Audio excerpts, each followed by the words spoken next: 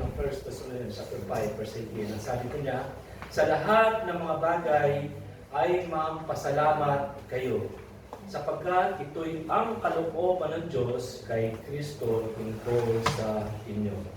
Men should be thankful regarding what happening in our lives. Madaling magpasalamat sa ating Panginoon Diyos kung may mga blessing tayo natatanggap. Napakasarap magpasalamat sa ating Panginoon Diyos kung ang kalusugan po natin ay nasa tamang kondisyon. Napakasarap magpasalamat sa ating Panginoon Diyos sa bawat nakapaligid po natin, wala tayong mga problema at pagsubok na ating dinadaanan. Pero mga kapatid, ang sabi po ng Biblia, sa lahat ng mga bagay, ang totoo mga kapatid, ang lahat ng mga bagay na nangyari po sa ating kapaligiran, sa ating mga buhay, ito po ay may kinalaman ng ating Panginoon Diyos. Walang aksidente po na nangyayari po sa ating mga buhay. Lahat ng ating mga nangyayari po sa ating mga buhay, masama man yan o mabuti, yan po ay kalooban ng ating Panginoon Diyos. At bagaman sa ating pong mga pag-iisip at mababaw na kaisipan, ang sabi ng Biblia mga kapatid, hindi po natin lubusang maarok ang kaisipan ng ating Panginoon Diyos. Pero tandaan po natin, ang lahat ng kalooban ng ating Panginoon Diyos sa bawat mananampalataya, ang gusto po niya at tayo ay kanyang pagpalain at maging masaya sa buhay Kristiyano. Children, mga kapatid, also the children, we must teach them to be thankful. Sabi nga, pag yung mga bata, pag nagsasabihin siya, ano sasabihin natin? Thank you. Ang nasabihin natin, thank you. Bagaman mga kapatid sa ating Biblia, sa Proverbs chapter 22, verse 6, ang sabi po niya mga kapatid na tayo po dapat ay turuan po natin ang mga bata. Sabi nga, train up a child in the way he should go, and when he is old, he will not depart from it. Sa katunayan mga kapatid, sa kapanahonan po natin, makikita po natin na nasa huling araw po tayo. Ang mga bata, makikita po natin ang kanilang mga katwiran. Makikita po natin na sasabihin po nila sa mga magulang, karapatan ko na ako ay pakalingin mo. Karapatan ko na ikaw na magulang ay pag-aralan ako. Kaganyan na po nangyayari po sa ating mga kapaligiran. Pwede po sa mga kabataan natin, makikita po natin, adult na ako, sabi na ganyan, 18 years old na ako, I can do whatever I want. Condition na ako sa ating mga sarili. Regardless sa mga ipinapakaloob sa atin ng ating mga magulang na sila po ay ating pong mga igalang. Kaya mga kapatid, sa batang unang edad, pa lamang sa mga bata, ay tinuturuan po natin magpasalamat. Bakit po? Ito po ay ang kalooban ng ating Panginoon Diyos.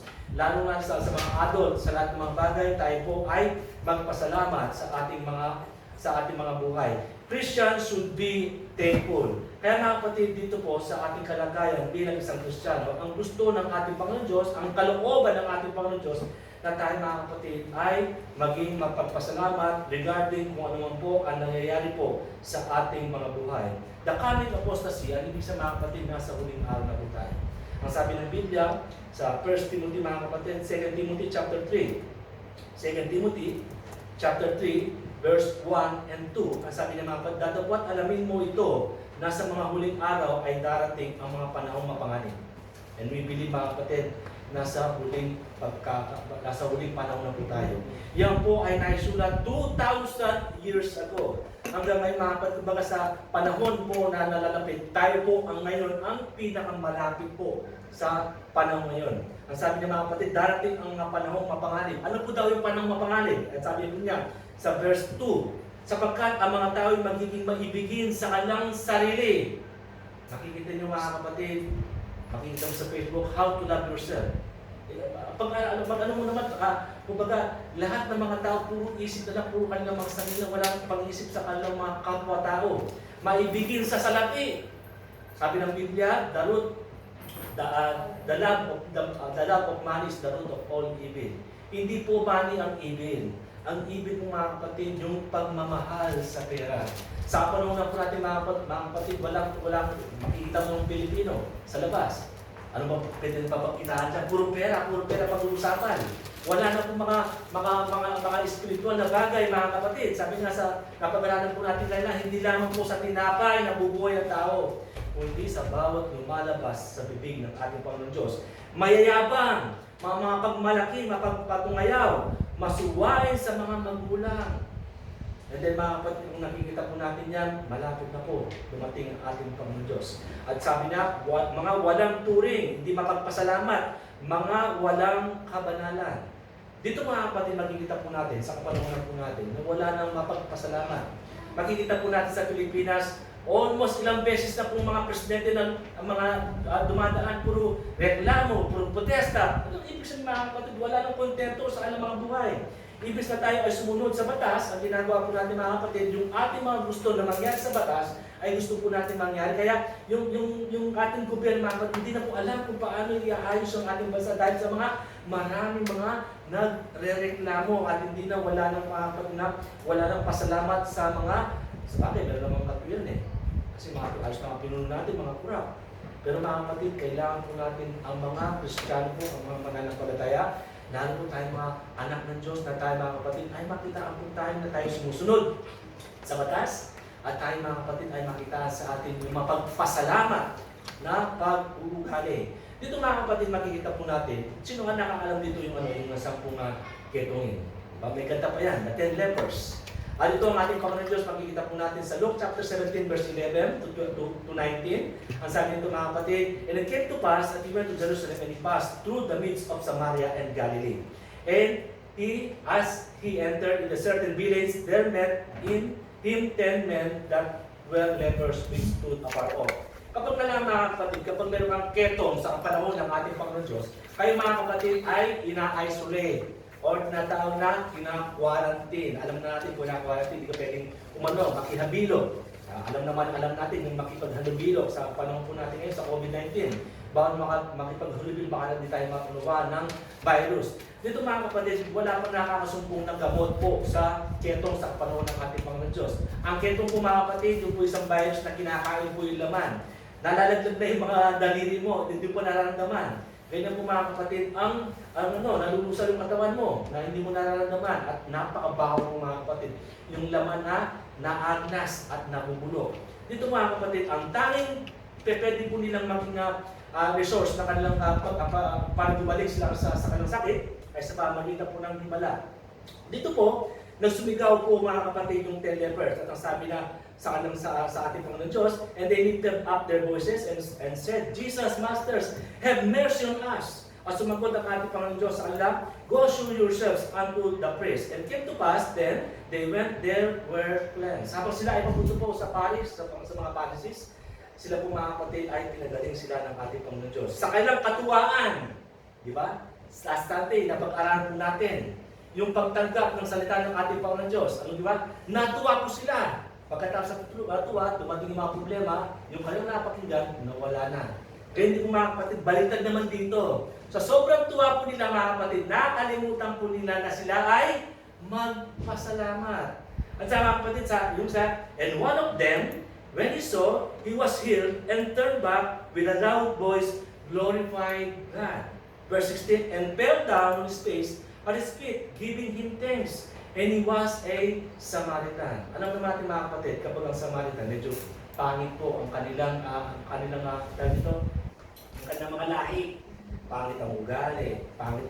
Lahat ng mga pwede na sasabihin ng pangit, nandun na sa kanila. Alam ba, narinig mo yung singer eh. Agad papasok sa isip mo kung ano yung mga lahi nila, kung gano'n nila pag-ugali, ganito po yung mga Samaritan. Alam niyo mga kapatid, itong Samaritan to, siya pa ang bumalik at nagpasalamat. And God, at ang ating Panginoon, masasabi natin na hindi siya pwede siya i-expect na magpasalamat. Okay nga, hindi magpasalamat, kaya Samaritan yan eh. Pero mga kapatid, dito po, bumalik ang isang ketongin na pinagaling ng ating Panginoon Diyos. At ito mga kapatid, isang Samaritano. Sabi ng Panginoon Diyos, and Jesus answered and said, were there not 10 cleansed? Di pa kayo 10 na nalinis? But where are the 9? Verse 18, they are not found that return to give glory to God, save this stranger. Katunayan mga kapatid, sa ating po napag-aralan, kahapon po, ang ating Panginoon Diyos, yes, siya po ay nagpapagaling. Pero ang Diyos mga kapatid, kahit pagaling ka sa iyong sakit, isang araw, mamamatay din po tayo. Sabi nga sa Biblia, it is appointed unto men once to die, and after this, the judgment. Ang ating Panginoon Diyos, mga kapatid, siya po ay concentrate po siya sa ating mga kaluluwa. Hindi po sa ating mga katawan. Kahit itong katawan ng mga kapatid, ay babalik po yan sa Ano ka po, either na tayo mamatay ng maaga, matanda, pero sulat mga kapatid, tayo po, once, mamimit po natin ang kamatayan. Sabi niya, and he said unto him, arise, go thy way, thy faith hath made thee glory. Dito mga kapatid, makikita po natin, siya po ang hindi bumalik. At isa lamang ang bumalik para magpasalamat sa ating Panginoon Diyos. Napagaling sila sa kanilang mga sakit. 2,000 years ago, namatay din po ang mga yun. Pero mga kapatid, yung isang bumalik, namatay po siya. And we believe someday, makikita natin yan sa langit. Yung taong ito na sinasabi, yung Samaritan, na siya ay naligtas ng ating Panginoon Diyos, kapag tayo mga kapatid ay bawian po tayo ng buhay, mamimit natin yan sa langit. Ikaw ba yung leper? Ano sinasabi mo sa ano? Ako ay yung mga kapatid, how can we be excited? Sabi nga, ewan ko lang kung kayo ay excited na pumunta sa langit. Sabi nga mga kapatid, kung ma-imagine po natin ang langit, wala pong katumbas dito po sa lupa. Kaya mga kapatid, sabi ng ating Panginoon Diyos, huwag kayo mag-concentrate sa paningin dito sa lupa. Ibang-iba sa langit. Sa langit mga kapatid, kapag natayan doon, walang hanggan na po tayo mga kapatid. Pagdating po natin sa langit, meron pa po ano yan. May mga mansion pa tayo, isa-isa po tayo, meron tayong mansion. Diba? Mansion level. O punta ka sa mansion ko. Papakita mo sa iyo. Diba mga kapatid? Hanga tayo sa mga engineer na gumagawa sa mga bahay. Dahil mga kapatid, mismo po ang ating Panginoon Diyos ang nag-design para sa ating mga mansion. Yes, mga kapatid, balang araw, hindi po natin sasabihin natin, Sister Len, mauna siya makamatay. Hindi po natin pwedeng sabihin yun. Sabihin mo, mamaya, pag uwi namin, ma-accident huwag naman sana mangyari, namatay po kami. Hindi naman masasabi yun. Pero sa araw mga kapatid, iaalaw ng ating Panginoon Diyos na may experience po natin ng kamatayan para makita po natin ang Diyos Ama nasa langit. At ito mga kapatid, makikita po natin sa isang bagay na ating pong pag-aaral na tayo mga kapatid. Ang title ng ating pong pag-usap, In Everything Give Thanks because this is the will of God. Kaya mga kapatid, sabi nga kanina na isang patunay na tayo po ay mga tunay na ligtas, na tayo mga kapatid ay makita po sa atin na tayo ay mapagpasalamat. Should we give thanks even the hardness of life? Ang tanong mga kapatid, kailangan ba natin magpasalamat sa ating Panginoon Diyos? Even we have experienced difficulties, trials, problems, sickness in our life. Kaya ba natin magpasalamat mga kapatid? Naranasan nyo ba magkaroon ng sakit niya ni Sister Lee? Na nakatatay sa gitna po ng kanyang karamdaman? Kayong pumalit sa kanyang kalagayan? Kaya mo magpasalamat sa ating Panginoon Diyos? Kaya mo magpasalamat kung na-experience po ninyo ang sakit po ni Sister Gina na cancer? Kaya mo magpasalamat na katulad po ni Sister Tess na may cancer? Kaya mo natin magpasalamat sa ating Panginoon Diyos kung tayo po natulad si Sister Tess na sinulog po yung tiyak? Ang sabi ng Biblia, in everything give thanks. Kung tutumbasin po natin Sister Gina, Sister Len, Sister Tess sa kanyang mga sakit, walang-wala sa kalingkingan po ng ating pag-uusap na si Job. Si Job po mga kapatid, isa po siyang mayaman na taga-Uz. And the man was perfect and upright and one of the fear God and eschewed evil. Sa verse 1 of Job chapter 1, there's a man in the land of Uz whose name was Job. And that was a perfect and upright and not that fear God and eschewed evil. Dito mga kapatid, masasabi po natin na mabuting anak ko naman ito pwede ko lang, hindi ko na siya paladaan sa pagsubok. Pero mga kapatid, si Satan, sabi niya, kaya mabuti yan, kaya mahal ka na yan, dahil pinagpapala mo yan eh. Dahil po si Job mga kapatid, isa sa mga, sasabihin natin, Bill Gates, sa kapanahonan po yun, na mayaman po siya. Hindi po makano po yung kayamanan niya, hindi matutubasin ang kayamanan niya. Subukan mong alisin mo yung mga kayamanan niya kung hindi ka niya isusumpa. Sabi ng ating Panginoon Diyos, sige, iaalaw kita. Ang gawin mo kung anong gusto mong gawin sa Kanya, pero huwag mo lang saktan ang Kanyang buhay. Huwag mo lang kunin ang Kanyang buhay. Itong si mga kapatid, magkikita po natin sa verse 15. Sabi po niya sa verse 15, and the Serbians fell upon and took them away, yet that had slain, and the servant with the edge of the sword, and only escaped alone to tell thee. Dito mga kapatid, naranasan po ni Job na siya po mga kapatid ay ma-experience po ng mga disasters. Ano po disasters mga kapatid? Marami pong ipo-ipo. At na dinaanan po ng ipo-ipo yung kanya mga mga livestock po niya. And then mga kapatid, nanakawan pa. Di ba? Okay na sana kung naano ka, nayulanda ka. Ubus ang kayamanan mo. Aanihin mo lang. Di ba? Yung ibang mga magsasaka, aanin na lang, dumating yung bagyo. Nasira lahat ng pananim. Pinadapa ng bagyo. Hindi lang po yung mga kapatid, nanakawan pa siya. Di ba? Ninakaw po ng mga robbers at pinatay pa yung mga nagbabantay. At abang yung sasalita mga kapag nagre-report, dumating pa yung isa. Nasunugan yung mga anak niya, nagpa-party. Dumating po mga kapatid, at dito makikita po natin sa dilubyo, naguho po yung building, pinagpipestahan, nagkaroon po ng pistas at namatay po ang kanyang mga anak. Isipin niyo mga kapatid, sa mga nangyari sa kanyang buhay. Pwede pa ba tayong magpasalamat sa ating Panginoon Diyos? Kung tayo ang lalagay po sa buhay po ni Job. At dito mga kapatid, makikita po natin na disaster, nanakawan, nasunugan, at ang kanyang mga servant namatay din po mga kapatid, ang kanyang mga masaboy, ang kanyang mga anak namatay po din. At ito mga kapatid, makikita po natin ang sabi po ni Job sa verse 20. Then Job arose and rent his mantle and shaved his head and fell down upon the ground and worship. Naunang natin yung dating binasa. Nasunugan, namatayan, nanakawan. Paglinggo, pumunta pa ng church at siya nag-worship. Ano, sabi mga kapatid, paulit-ulit yung sinasabi yung mga testimony po ni Sister Marjorie. Namatay po si Preacher Roy ng Sabado. We expect everybody na hindi siya pupunta dahil maglalamenta siya. Pero mga kapatid, nakita mo namin, nauna pa sa amin, nato pa sa church. Eh tayo mga kapatid, wala naman tayo, kaya hindi tayo nakapunta ng church. Bakit? Ang dami na si Preacher eh. Ang dami, magulo yung bahay, kailangan ko linisin eh. Pero ito mga kapatid, nakita po natin si Job, namatayan, nasunugan, lahat ng kanyang pag-aaral nawala.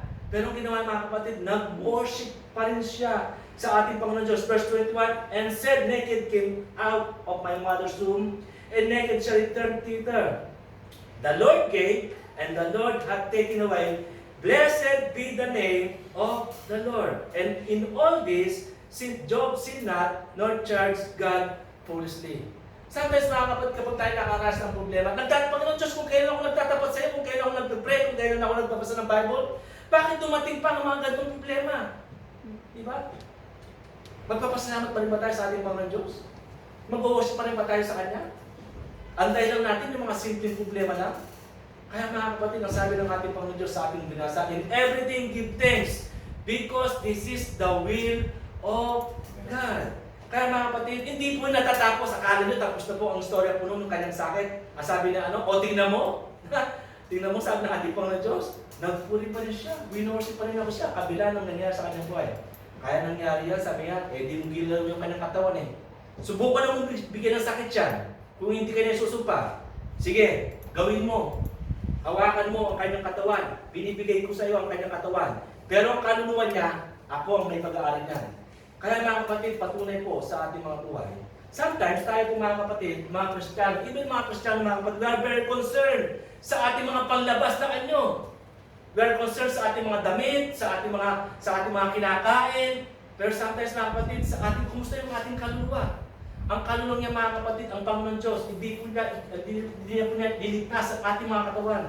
Niligtas po niya ang ating mga kaluluwa. Kaya mga kapatid, kahit nagano mo, baka ayusin yung katawan niyan, bigyan ng vitamins yung katawan niyan, bihisan yung katawan niyan, ang katawan nito, babalik din po sa lupa.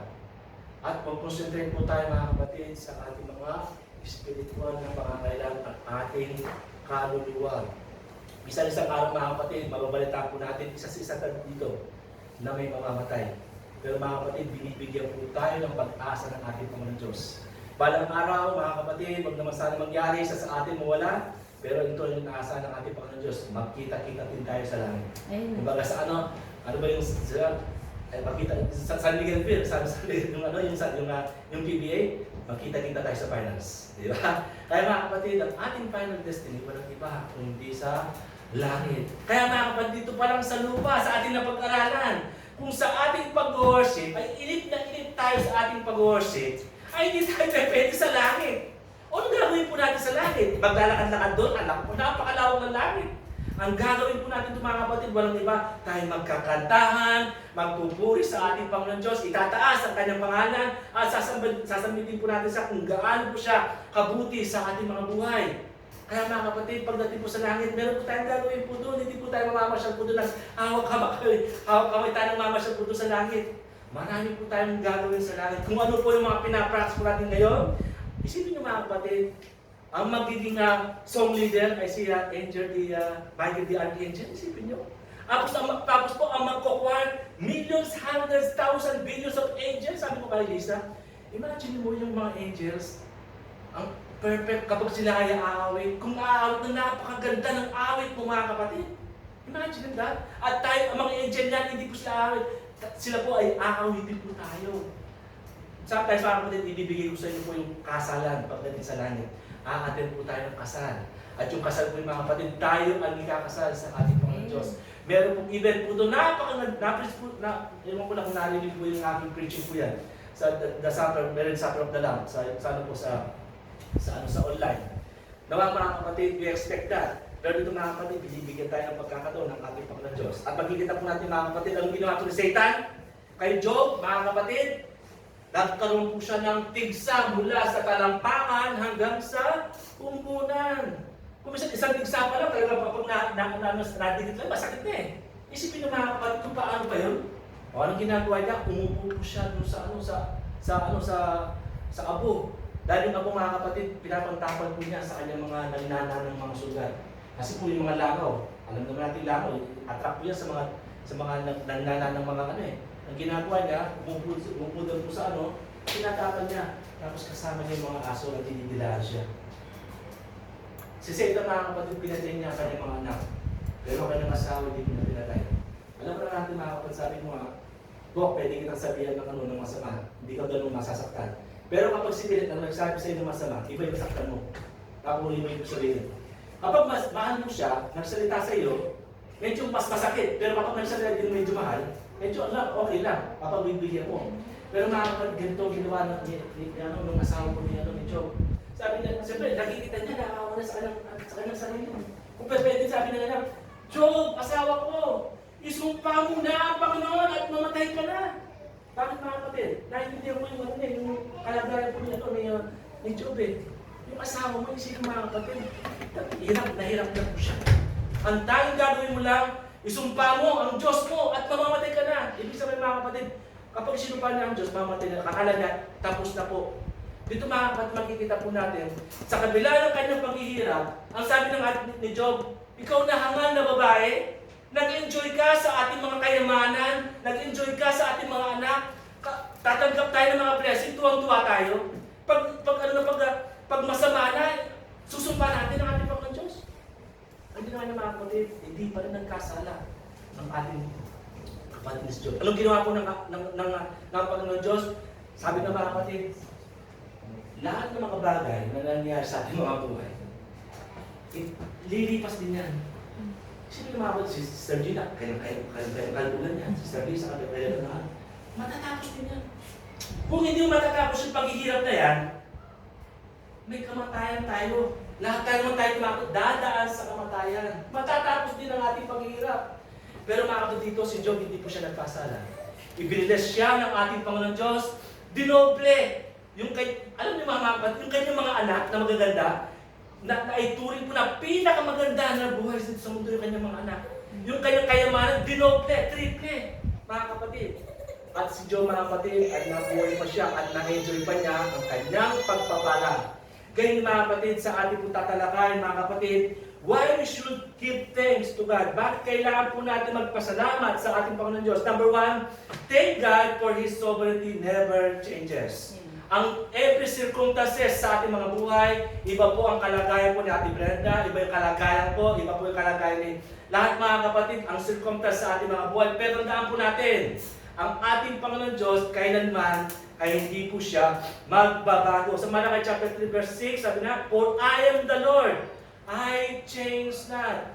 Kung ano ang ating Panginoon Diyos sa mga pangako niya, 4,000 years ago, 2,000 years ago, hanggang ngayon mga kapatid, ganun pa rin ang pangako niya sa mga anak niya na nagtitiwala sa Kanya. Hebrews chapter 13 verse 8, Jesus Christ the same yesterday and today and forever. Hindi po siya nagbabago. James chapter 1 verse 17, every good gift, sabi nga mga kapatid, every good gift and every perfect gift is from above and cometh down from the Father of light, which whom no variables, neither shadow of turning. Tatagalungin po siya mga kapatid. Ang bawat mabuting kaloob at ang bawat sakdal na kaloob ay pawang buhat sa itaas na bumaba mula sa Ama ng mga ilaw na walang pagbabago ni kahit anino man ng pag-iba.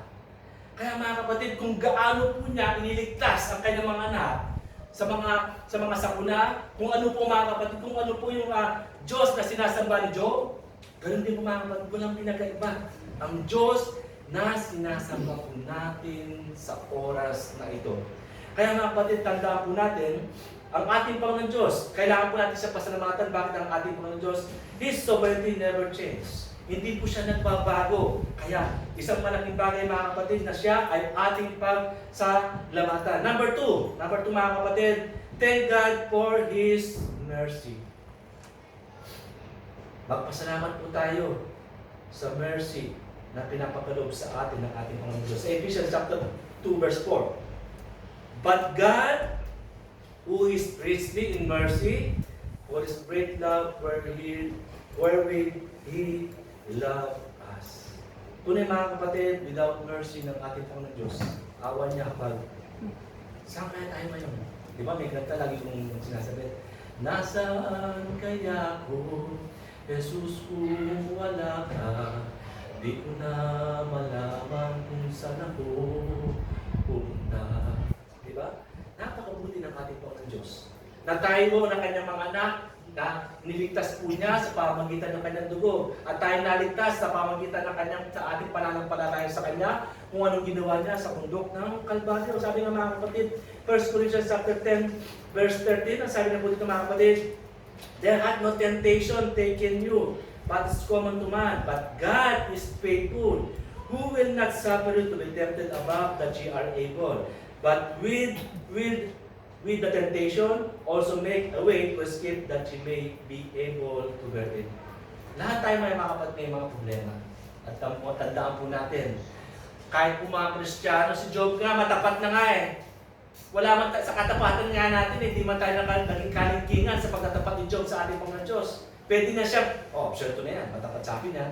Di ba sometimes, ganyan tayo, lalo ko sa mga trabaho. Ay, loyal sa akin yan, hindi bibigyan ng anong trabaho yan, mabigyan ng trabaho. Bibigyan ko yung mga kontra sa akin. Pero mga kapatid, ang ating Panginoon Diyos, even pinagmamalaki na si Job, hindi po siya nakaligtas sa mga pagsubok. Pero mga kapatid, tandaan po natin ang sabi ng Panginoon Diyos, hindi na po daw tayo bibigyan ng problema na higit na makakaya po natin. Kung hindi mo kaya, ang pangako ng ating Panginoon Diyos, siya din po ang gagawa at magbibigay ng daan para tayo ay makalabas doon sa problema niyan.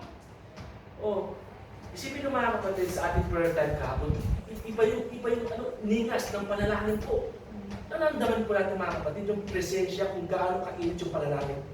Nung tayo nagkaisa para sa panalangin niya, imagine nyo, sinem wala sa ospital at nagpapasyal-pasyal sa parko, sa mga shopping mall.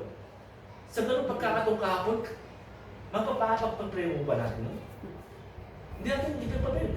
Kasi sabi nga, lahat ng mga bagay ay may kalooban ng ating Panginoon. Inalaw po ng ating Panginoon Diyos na sileng mga kapatid, na pumunta siya doon para tayo ay magkaisa sa panalangin.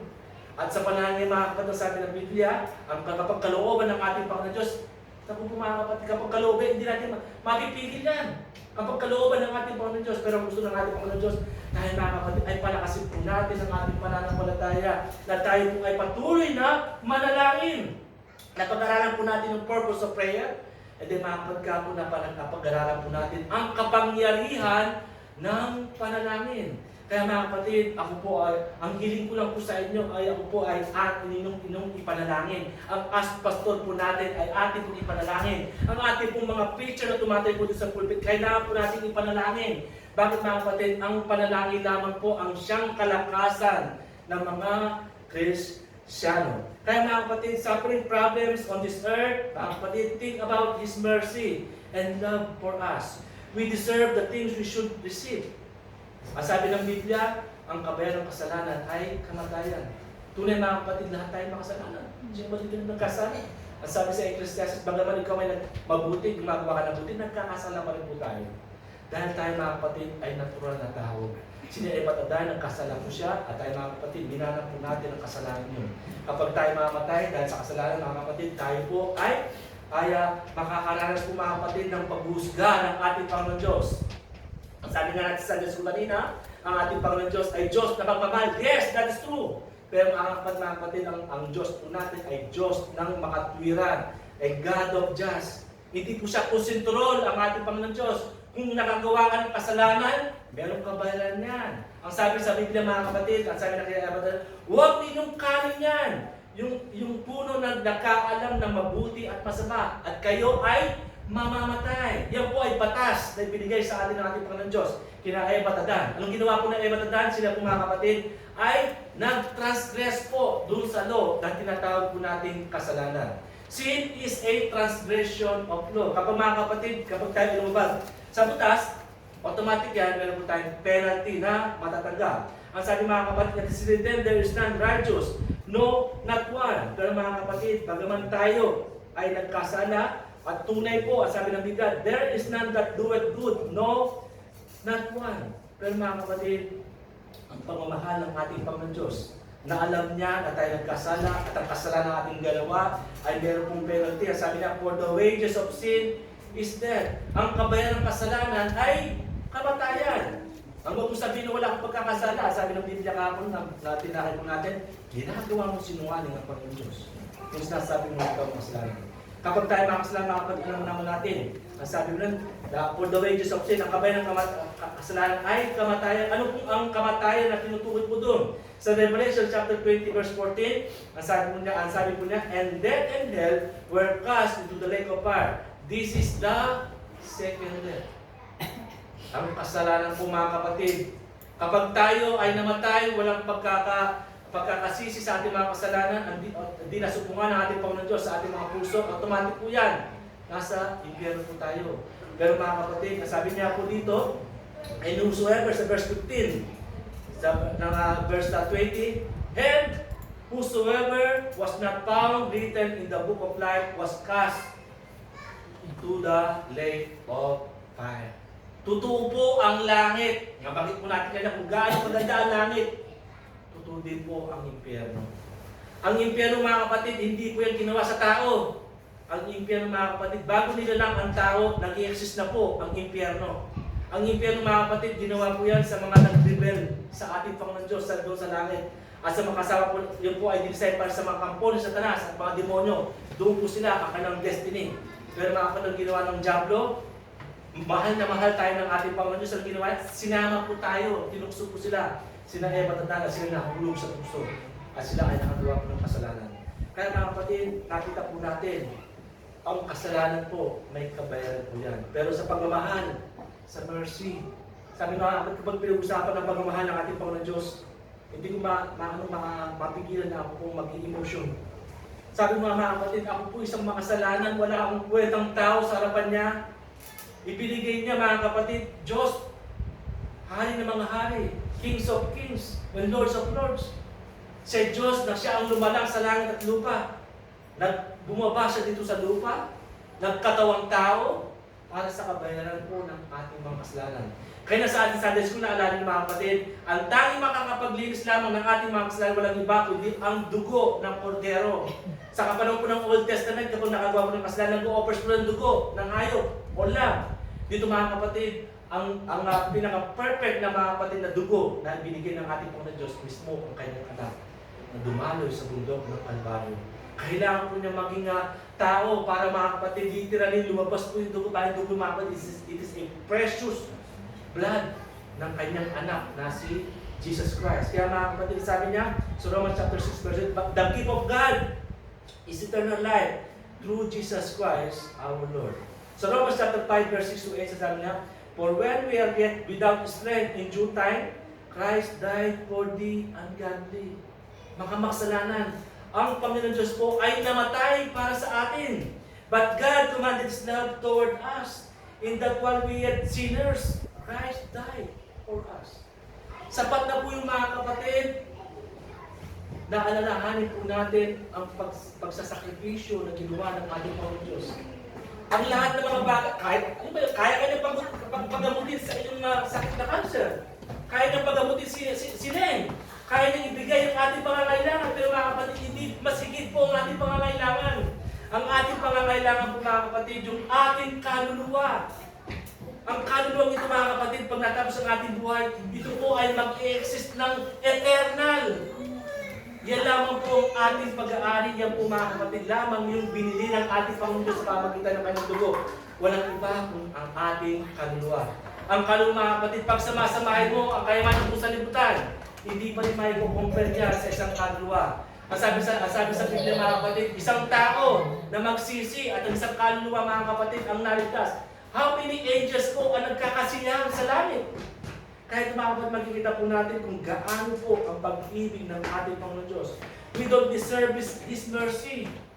Dapat tayo magbayad, tayo gumawa ng kasalanan eh. Tayo magbayad ng ating mga kasalanan eh.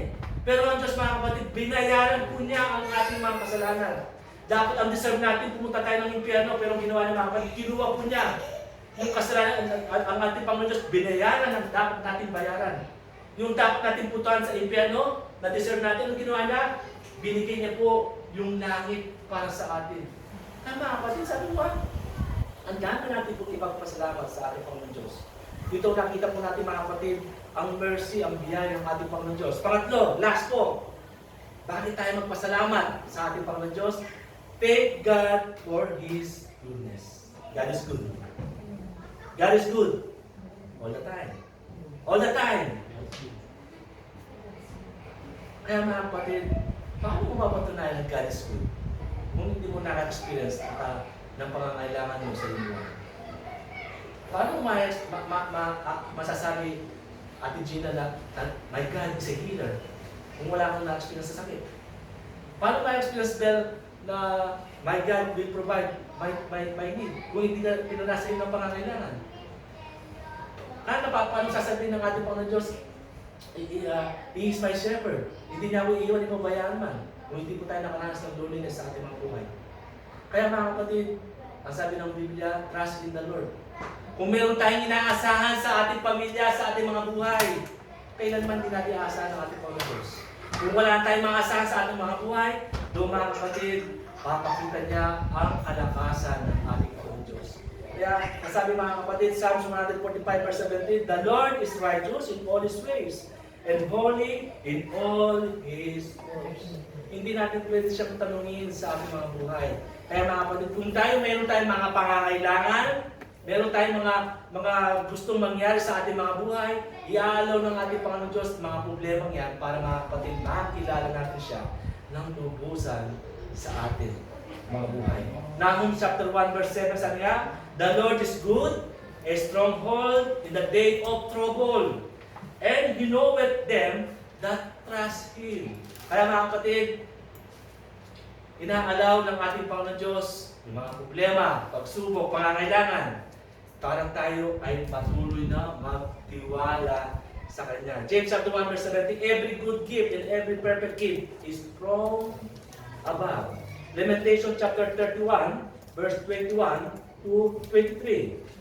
Sabi niya, this is I recall to my mind, therefore have I hope. Meron akong pag-asa. Verse 22, it is the Lord's mercy and that we are not consumed because His compassion faileth not.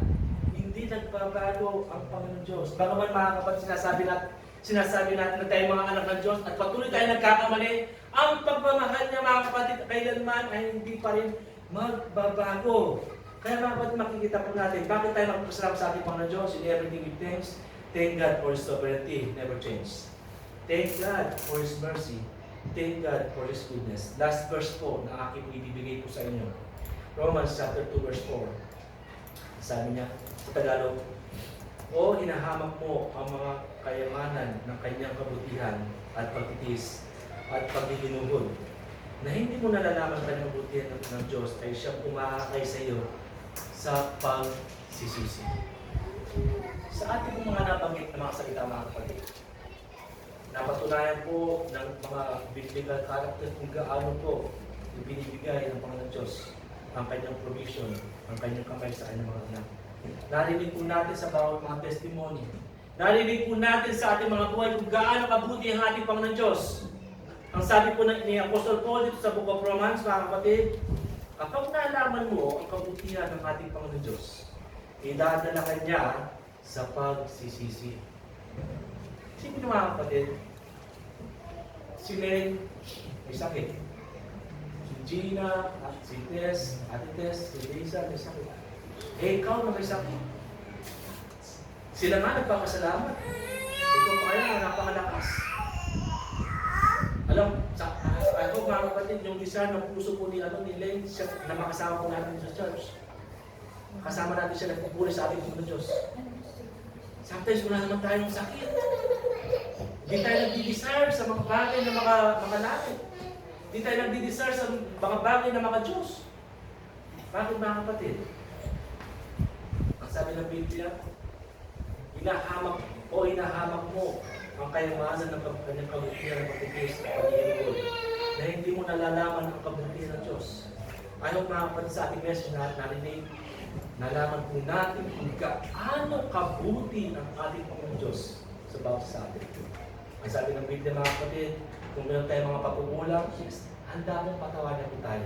Sa message na ating po narinig mga kapatid, binibigyan po tayo ng kalakasan ng ating Panginoon Diyos. Ang gusto na mangyari sa ating mga buhay mga kapatid, kung gusto mong, sabi, kung gusto mong niligahan yung buhay, kumano ka lang, tibigin mo ito. Pagkagising sa umaga, di ba parang masisya ko, ang pangit ng tabi mo. Pero mga kapatid, ang sabi ng Biblia, kung gusto mong niligahan yung buhay, hanapin mo si Kristo sa iyong buhay. Kaya mga kapatid, tunay po, ang tunay na kaligayahan ay gusto lang sa ating Panginoon Diyos. Huwag marinig sa ating mga buhay, puro reklamo. Paalala po, huwag natin pagin na, Christian, wala akong pera. Wala akong pera. Ay, totoo po yung kawawa na kayo ng pera. Pero mga kapatid, sabihan ng ating Panginoon Diyos, binibes kami. Kung ayaw mo na pautangin, bigyan mo siya tulungan mo na lang. Diba? Pero huwag natin banggitin na, Christian, wala akong pera. Maano yan, mawawala talaga yan. Sabi nga sa nakinabagit kahapon, there's a power in the word. And we claim it, this is the word of God.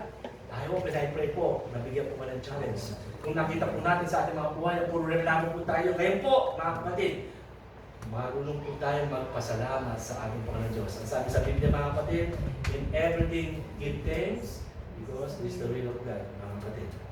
And Christ concerning you. Isa mga pinaka-concern dito mga kapatid, walang iba kung hindi ang ating Panginoon Diyos. I hope and I pray, na-challenge po kayo sa ating message na narinig. Kung meron po kayo mga pagkukulang na nagawa, mag-pray po tayo mamaya. At ako sabi po natin ang ating Panginoon Diyos. Sabi ng Biblia, kung saan nagkakatip ng dalawa, pagkakit sa kanyang pangalan, nandito po siya sa ating kalayuan. Tayo po natin tumayo, tayo po manalangin. Dahil siya sa lahat ng Diyos na salamat po sa aming message na aming kumarinig. Dumadalayan po kami kung meron po ang mga kamalian na aming kumagawa at habat po Panginoon Diyos. At ngayon po mga kapatid, magkakaroon po tayo ng silent prayer. Kung pinakausap po kayo ng Banal na Espiritu sa message na ito, at nakita po natin ang ating mga sarili, at hindi po natin na-appreciate ang kabanalan, ang kabutihan, ang biyaya na pinapagalob sa atin natin. Ang sabi po ng Romans po mga kapatid, kapag nalaman po natin ang kabutihan ng ating Panginoon Diyos, ay ililid niya po tayo sa ating mga pagsisisi. Kausapin po natin ang ating Panginoon Diyos sa ating pong silent prayer, at tatapusin po natin mamaya sa ating mga closing prayer.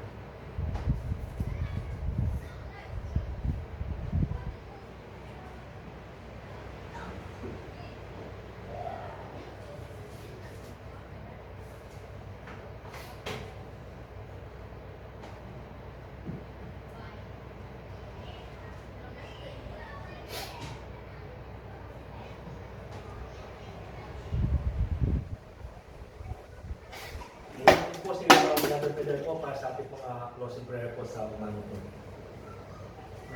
Diyos na magpalaya sa lahat, Panginoon, hindi po ang salamat sa kami ito. Binigay yung pagkakataon sa bawat isa, at ang mga may tanbaan, at makalim mo yung salita. Ngayon, patuloy kami may marapit sa iyo, may kapakawalan sa mga tulungan, sa mga kulangan Panginoon. Yes. Dalangin Panginoon na patuloy linisin ang mga